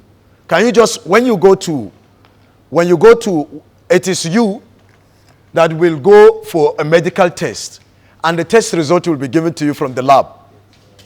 It is written in English language. Can you diagnose yourself afterwards? You need someone to interpret it. So why are you doing that with the Quran? That was what I told the guy. I said, when you read Quran, you need scholars of the Quran to explain to you what that means. I say, hence, let us knock at the doors of the scholars of the Quran. Ibn Abbas, radiallahu anhu. Ghayra mubarrah. The type of beating that will not leave any mark on the body of the woman. And they said, like beating your wife with chewing stick. Haba. Kuma sai ku ce musulunci ya ce da kimace? Chewing stick. This is what you use to ward off your kid when he's playing with the remote control. Isn't it? Said, use chewing stick. Perhaps she will now say, haba. Neither Ajamia Akasanya was queen, whatever, queen Kaza did. Now my husband is using chewing stick to hit me. How will I put myself in such a low position to be hit by a chewing stick? Do you understand? So just so that she will say, Kai, I want to Yahula Kantani. Do you understand? But not for you to beat your wife. But again, we have the tendency of misinterpreting Quranic verses to suit our ego. I hope that clears it. Now, finally, وَإِنْ خِفْتُمْ, not finally, second to the finally. Because we need these solutions from Quran. وَإِنْ خِفْتُمْ شِقَاقَ بَيْنِهِمَا فَبَعَثُوا حَكَمًا مِّنْ أَهْلِهِ وَحَكَمًا مِّنْ أَهْلِهَا. Allah says, if you fear a breach, then the end part of that, Allah said, seek not, but if they return to obedience. Kache ta dena abu kaza ta dena. Allah now says, seek not against them means of annoyance, which means the default setting is that you should not annoy your wife. Is urge. Am I communicating? If Allah said, if they return back to obedience, then seek not against them means of annoyance, which means before their disobedience, you should never annoy them. This you admonishing her, forsaking the bed and hitting her with a chewing stick is annoyance, isn't it? Then Allah said, if she returns back to obedience, do not seek for any means of annoyance, which means the default setting between a husband and wife is a very conducive atmosphere, not to annoy each other. لِتَسْكُنُوا إِلَيْهَا. Allah said, if you fear a breach between them, the man and his wife, appoint two arbitrators. Look at how Islam is helping us solve our issues. Appoint two arbitrators. Let it not come from your side. You know, sometimes when the wife tells her own side of the family that this is what my husband is doing, if that person comes is already on the offensive. Why will you do this to my daughter? If the husband was the one that reported the case to his family, they come, ai tare na shi wallahi. Yaro bawon Allah ya je auro ma kanshi bala'i masifaffiya. Then they come already attacking the wife. But Allah said, hakaman min ahliha wa hakaman fabahathu hakaman min ahlihi wa hakaman min ahliha. Appoint two arbitrators, one from his family and the other from our family. Look at how Allah is teaching us balance. Let there be two people representing each other, one person, so that there will be justice. Then Allah says, if they both wish for peace, yurida islahan yuwaffiqillah bainahuma. Allah will cause their reconciliation. In another verse, Allah subhanahu wa ta'ala says what? When Allah subhanahu wa ta'ala said, at the end of the day, وَإِنِ امْرَأَةٌ خَافَتْ مِنْ بَعْلِهَا نُشُوزًا أَوْ عِرَاضًا فَلَا جُنَاحَ عَلَيْهِمَا أَن يُصْلِحَ بَيْنَهُمَا صُلْحًا وَالصُّلْحُ خَيْرٌ وَأُحْضِرَتِ الْأَنفُسُ الشُّحَّ وَإِن تَحْسِنُوا وَتَتَّقُوا فَإِنَّ اللَّهَ كَانَ بِمَا تَعْمَلُونَ خَبِيرًا. Surah Nisa, Quran 4, 128. And if a woman fears cruelty, look at Allah telling us, if a woman fears cruelty or desertion on her husband's part, zai dake ni, zai mare ni, ina tsoron you will get violent with me. This is Allah telling the women. This is Allah telling. Now I say that is why it always pains me when I see our sisters talking on social media as if Islam has not provided all the solutions to our problems. Allah is telling the woman, if you fear your husband is getting violent, domestic violence, وَإِنْ إِمْرَأَةٌ خَافَتْ مِنْ بَعْلِهَا نُشُوزًا, then Allah said, there is no sin on them both if they make terms of peace between themselves. Kaga, an ka sake daga hannu ka mare ni, wallahi zan tafi gidanmu. In gaya ma iyayena, I can't live in this type of situation. Unless you let us have common terms, you sign, I sign, you will never raise your hands up against me again. Allah telling us. Alaysa kadhalik? Then Allah said, if they make terms of peace between them, and making peace is better. Kungani ba saki ba. Making peace was sulu khair. But Allah said, wa ahdiratil anfusu shuh. And human inner selves are swayed by greed. It's always ego now, isn't it? It's always ego. We can reconcile between ourselves, but ego, we don't even want to sit down to discuss the issue. We don't even want to discuss who is this lady to tell me cewa na yi kuskure, ai gidana ne, I do what I want to do in my house. And you see some men saying, mace ai kamar hula ne, in sa wannan in cire, gobe in sa wannan. Look at how they've reduced women. Look at how they've reduced women in our societies. That is why I said there is this acceptance in our societies. And you see someone laughing. For example, I'm not talking to you. You see when someone is saying that amongst his friends, ai rabu da ita, haba, tun yaushe zan sake ta ga mata nan birdit ko ina. And you see his friends laughing. Ai rabu da ita, ai mata ba masu gata. Ke ma an ce maki namiji ba dan goyo bane, wallahi mijinki dan goyo ne. Duk wanda ya ce namiji ce ni na yadda nawa dan goyo ne, zan goya shi. And that is where, yeah. Is it not you and your husband that are living together? If you are in Lagos and your parents are in Katsina and he's beating you, who is going to be there to rescue you? Alaysa kadhalik? Shi ma matan shi yar gatar shi ce. Now, to avoid this, respect each other's parents and do not allow friends to influence your marriage. Well, I do not allow friends to influence your marriage. Social media, you go on Instagram, you see a lot of things. Snapchat, you see a lot of things. Then you come back and start comparing something fake to your husband that you are living a real life with. Isn't it? Every day something must trend on social media. Isn't it? Every day.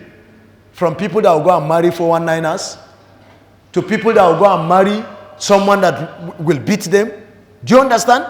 And they will see the red flags from the relationship stage, but they will see the red flags, but they are blinded by love. May Allah save us. Now, hence, it is better for us to, have this marital reconciliation. And a man should not hate his wife.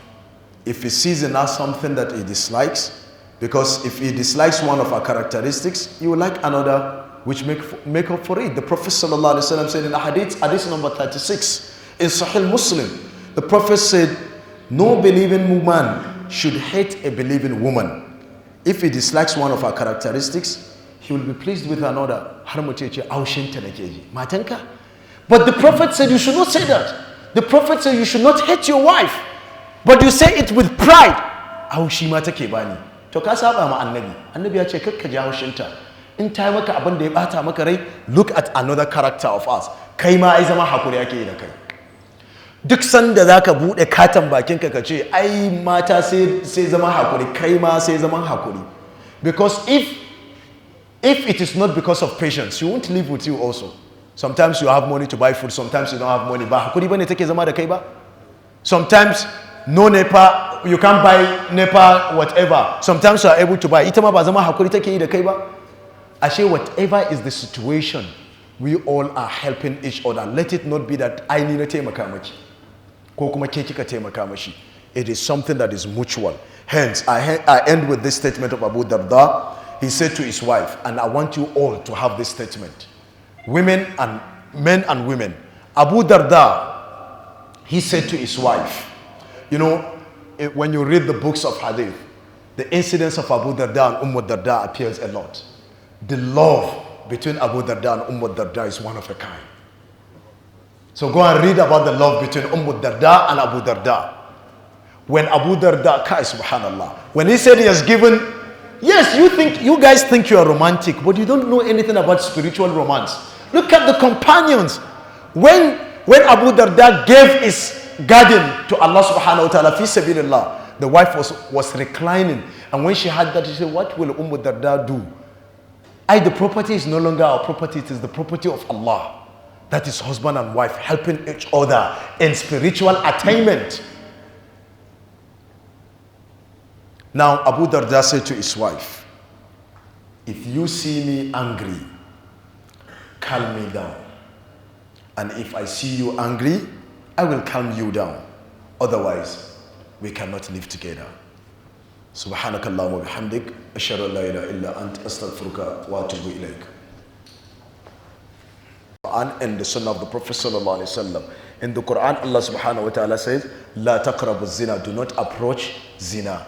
It didn't say do not commit zina. Ablag, Allah said do not even approach zina. So whatever leads to zina, Allah has blocked all the avenues that lead to it, isn't it? So whatever you know that leads to zina, then do away with it. And we know a lot of them. Chat rooms, a lot of things, Instagram, pictures, Snapchats, exposure of so many things. And you know, when you put up, لِكُلِّ سَاقِطَةٌ لَاقِطَةٌ, whatever you throw out there is someone that will pick it up. Whatever you put up of your beautiful picture, there is one sick man that will say, wow, you're gorgeous. Isn't it? Whatever you throw out there is someone. So it's invitation to it. They said, نَظْرَةٌ وَابْتِسَامٌ وَكَلَامٌ وَمَوْعِدٌ. He said it starts from the sight. Wow, she looks beautiful. Wow, this guy, Prince Charming. Nadhratun. Wabtisam, smile. Kai, baka gan in ta wuce ni kullun sai ta yi mun murmushi. Kai tana so na. Ko kuma ai ba ke ki ringa dubawa. As they approach him, she's telling her friend, yanzu ki gan sai ya mun smile. Wabtisam. Wa kalamun, say hi. Wa maw'id. Can I have your number? Let's meet. And they meet and the act is committed.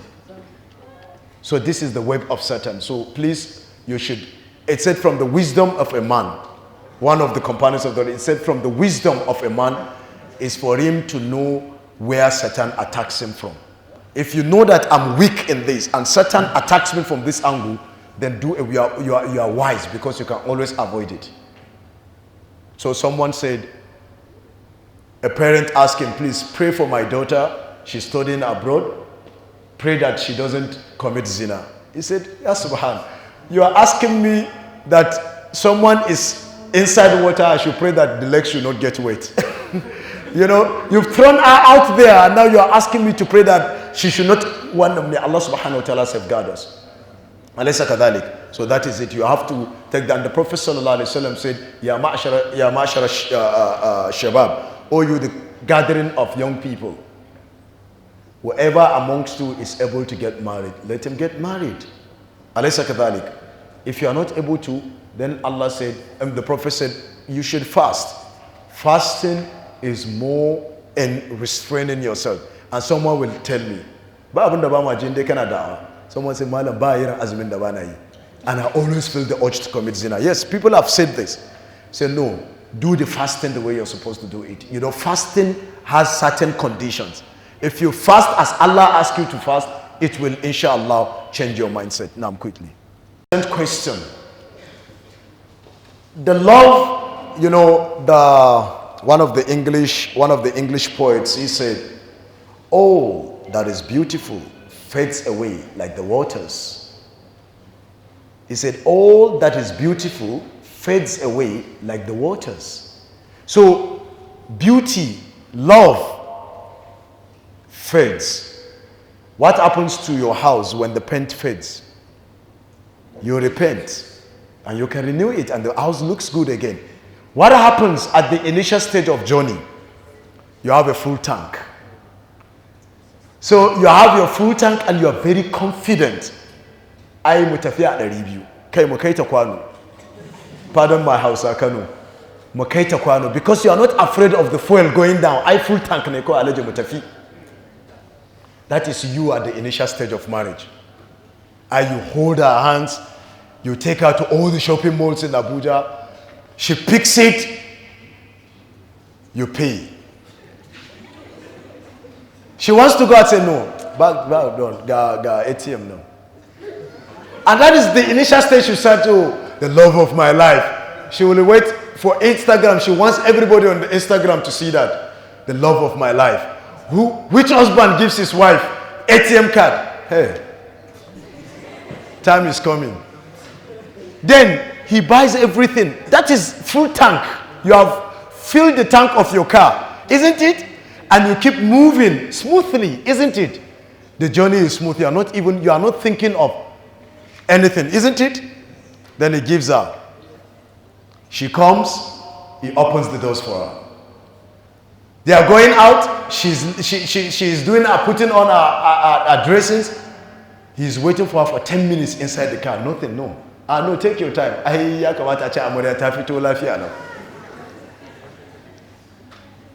Everything smoothly. Whatever she does, no, he overlooks. But that is what marriage is all about, overlooking. Overlooking small trivial things. Now, after the love dies down, as you're traveling from Abuja to Kaduna, full tank, do you expect the fuel to be at the same level? As you are moving, the fuel reduces. As you are into the marriage, the love keeps coming down. And your journey is to Kano.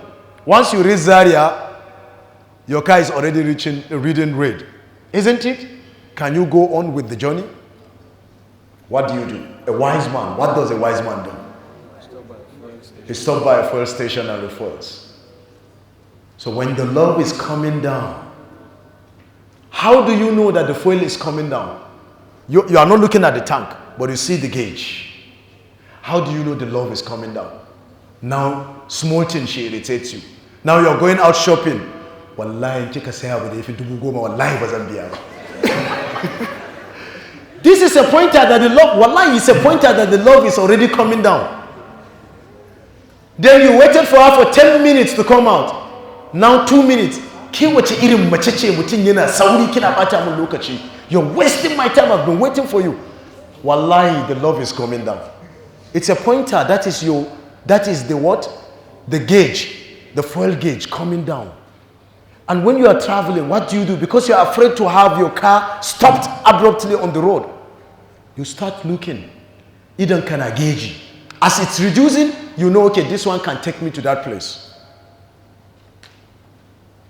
As the love is reducing, you should be planning, what can I do to uplift it? As you are planning, okay, in the next village there is filling station. The same way in your marriage.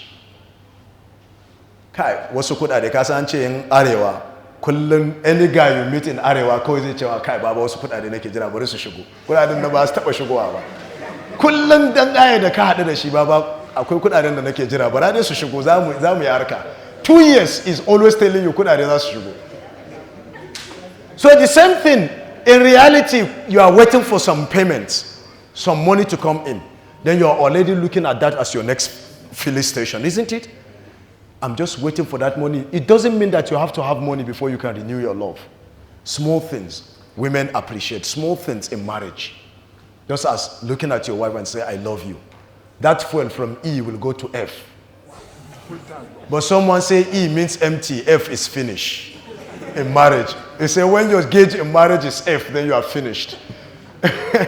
But in reality, that is, do you understand the similarity I'm trying to draw up here? Then you look at that. Alaysa kadhalik. Then you look at that. And you say, okay, oh, my wife loves shopping.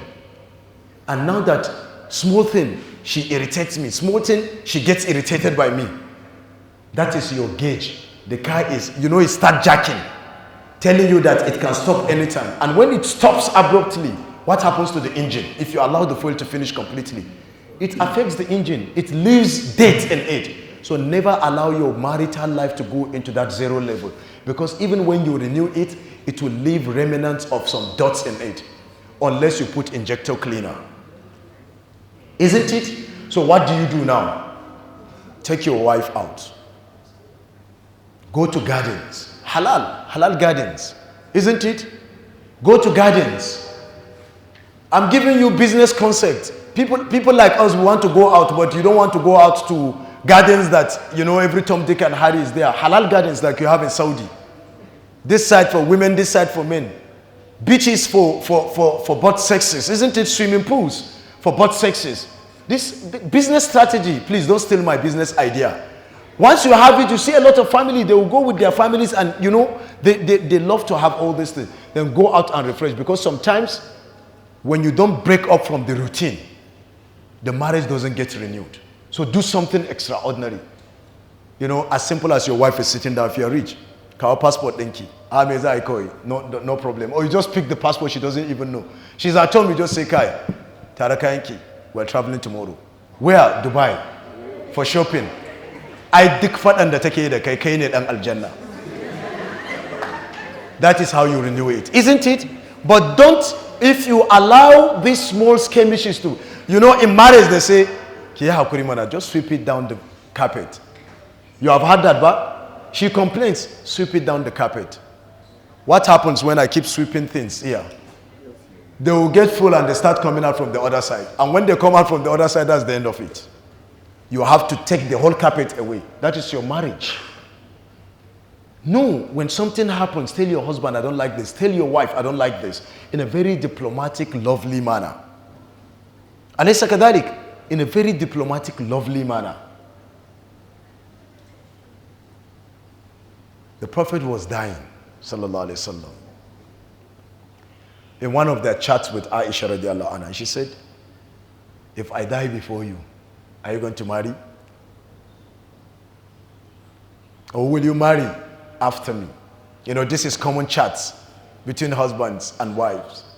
He said, well, she just died 6 months into her death. She is thinking of second wife. That is not haram anyway. The Sahaba, a wife dies today, the next 3 days he has gotten married.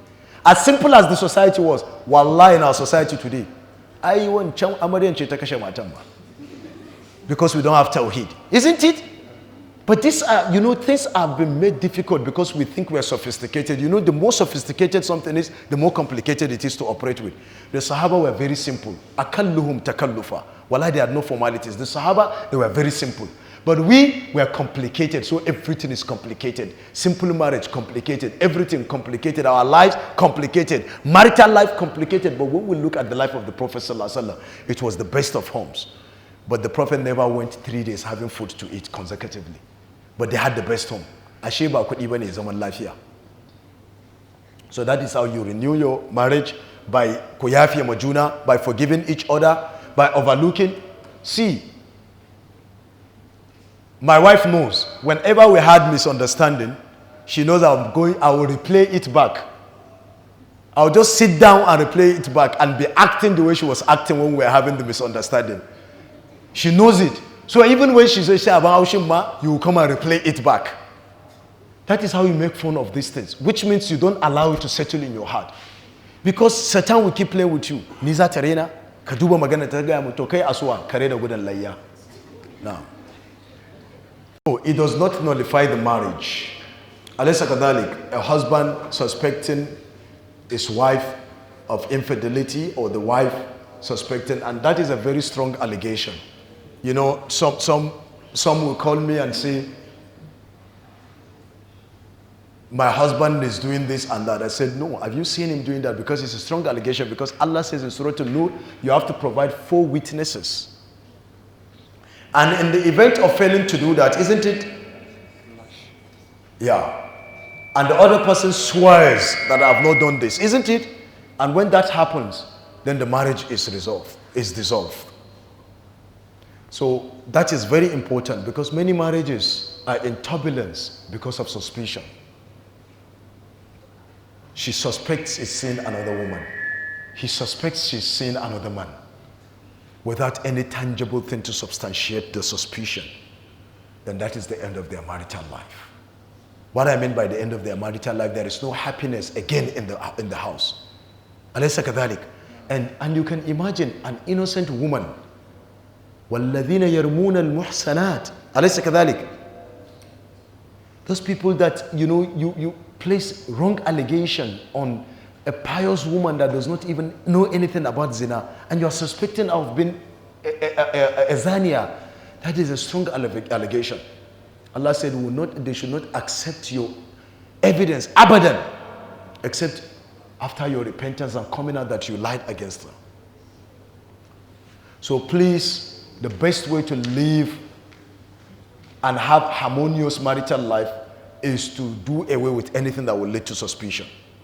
If your husband has passworded his phone, please don't be too inquisitive to know. If your wife has passworded her phone, it's her phone, it's your phone, personal property. Even in Islam, there are personal properties. Islamic law, personal properties. There is no way you will pick up somebody's phone that you will not find something that you are not supposed to see. No way. Even if you pick your father's phone now, if you pick your mother's phone, not necessarily something damning, you might pick up another person's phone and you see him sending text to someone begging him to give him money. He doesn't even want you to know that he's begging for that money because he's in a tough situation, isn't it? Someone is sending to someone, Wallahi bani da abinci a gida. You pick up his phone and you pick it. Why? But again, do not create any room for suspicion. I watched one funny video. The guy said he's sick. So the lady was doing everything for him. She did the laundry, she swept the room, she did this and that, everything, and it was very normal. If this, she said, no, I'm sick. She said, no, don't worry, I'll do it for you. Then when she asked him about his password, that was when everything now went, and now he's now fit on his foot. He jumped and picked up his phone. Because you dare not touch my phone and get the password. That's how, because of so many irregularities in our lives.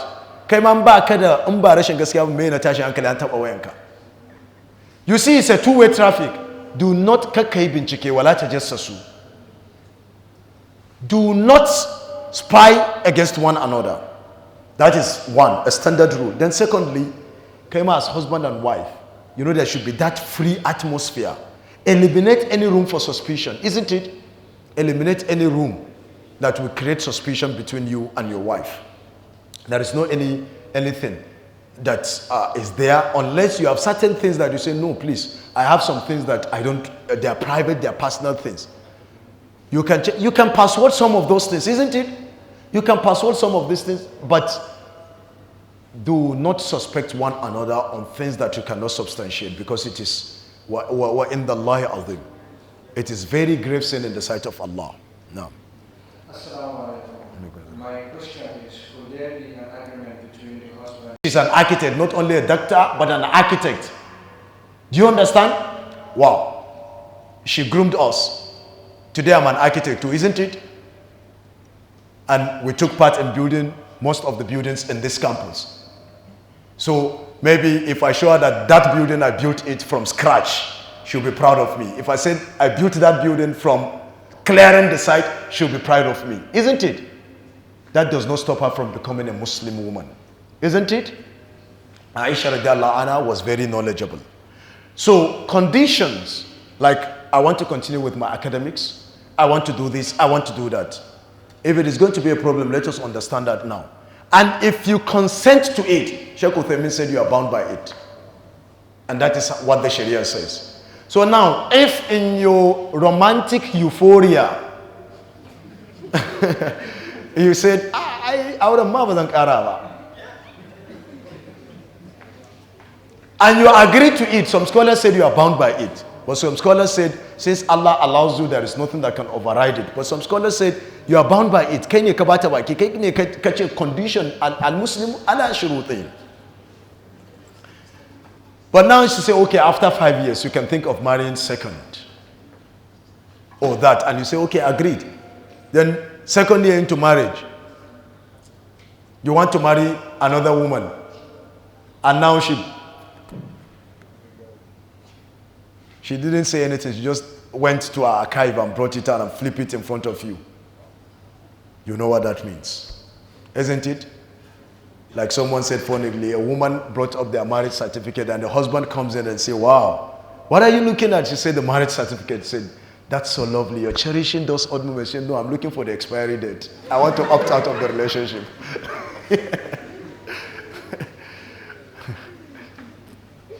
And that's another thing. Please, you should create an atmosphere of joke and play with your spouses. That is what the Prophet ﷺ, that was how the Prophet was to his wife. They joke.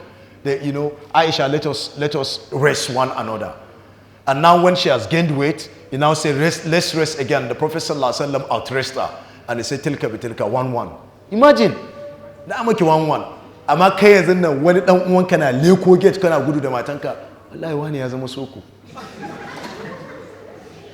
This is culture denying us the best of homes. Allah, it is our culture for shame. We are afraid because of societal stigma. Subhanallah, this escaped me. Wallahi, this escaped me. I don't know how you can marry it with the main lecture, but this escaped me. Because of societal stigma, you must marry this one with the main lecture. Because of societal stigma, a woman is suffering in her husband's house, but the parents are afraid of people saying, I answer Kumatadia. So they'd rather allow their daughters being ironed by their abusive husbands than face the stigma. She was divorced. Our daughter has been divorced. The mothers are ashamed to be pointed out like that. So they allow their daughters to die in abusive relationships. The other lady, the Kano incidents, that even led to this lecture. When the video came out and when the pictures came out and the news that she stabbed her husband and stuff like that, and the family now brought that he was also beating her. But why is there silence? Isn't it? Someone beating your daughter and you allow that to continue? Do you understand? No, there should be etiquette and decorum when you handle things. And there should be seriousness when it involves injury and life-threatening situations. Alaysa kadhalik. So parents, don't because your daughter has been divorced, so what? So what? What is it? Does that make her a Jahannamiyah? Does that say that she's less a Muslimah? Is it no better? Some people opted out of marriages and because of that they earned Jannah probably. Because that was when they now gained their senses to focus on their lives and to build themselves and to even worship Allah properly. They have been in an abusive relationship for 20 years. They cannot even pray properly. And you don't want her to go out of it because aure mutua kafa. It doesn't happen like that. Nobody says you should live in an abusive relationship. If it doesn't work out and you have exhausted all the means, by all means, seek for divorce. It is better for you. Not until they bring out your dead body. He has killed you or she has killed him. No. If there is problem, solve the problem. If it is not solvable, the solution could be opting out of the relationship. How many people have opted out of the relationship? Did they die?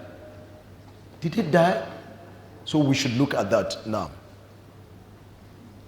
Assalamu